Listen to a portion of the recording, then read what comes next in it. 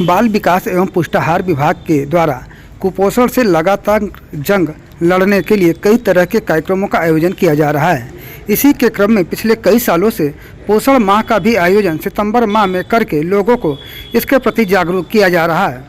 और इसी क्रम में विभाग के द्वारा लगातार गर्भवती की गोद भराई और बच्चों के अन्नप्राशन कार्यक्रम का भी आयोजन किया जा रहा है।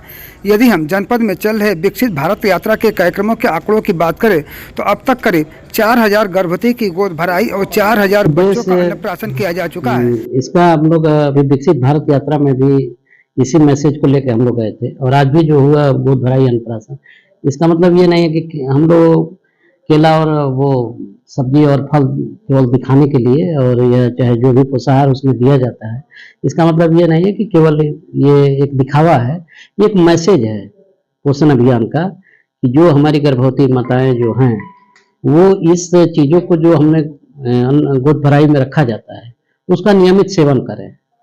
अन्नप्राशन में जो बच्चों को दूध से बना खीर खिलाया जाता है, इसका मतलब है कि 6 महीने तक जो माताओं ने अपना नियमित रूप से स्तनपान कराया, तो इसके बाद से उस दिन जो हम लोग दूध से बनी खीर खिला के उसका शुरुआत करते हैं, उसका मतलब है कि आप थोड़ा थोड़ा आज से बच्चों को अब अन्न की तरफ ले चलिए, लेकिन ये भी संदेश उसमें रहता है कि बच्चे को पौष्टिकता हो और उसमें प्रोटीन, कार्बोहाइड्रेट, कैल्शियम से युक्त ही खाना खिलाया जाए, थोड़ा ही खिलाया जाए।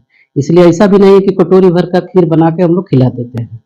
ऐसे में अगर बात करें सर, जब से विकसित भारत यात्रा कार्यक्रम चल रहा है तो तब से लेकर अब तक लगभग कितने गोद भराई और अन्नप्राशन हो चुके होंगे?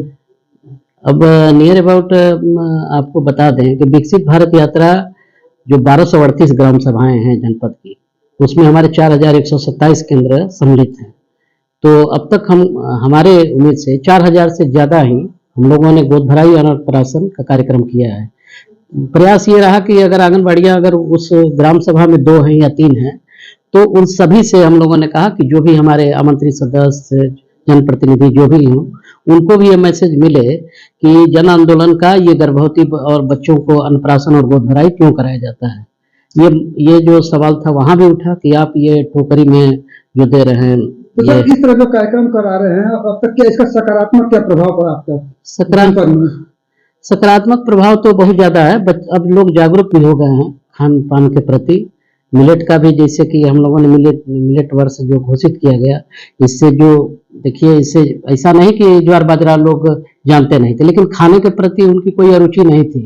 लेकिन जब ये मिलेट वर्ष बना तो इसके प्रति लोगों का रुझान बढ़ा। लोगों को उसको बताया गया कि जो चीज़ें ज्वार बाजरा राई और उसमें है, रागी में, वो आपके गेहूं और चावल में नहीं है। तो लोगों का उत्साह उसके तरफ भी रुझान बढ़ा है। वही चीज हमारे यहाँ जो गोद भराई अन्नप्राशन का है कि हमारा मैसेज ये है कि केवल आप पौष्टिक चीजें खाएं और बार बार खाएं और नियमित रूप से।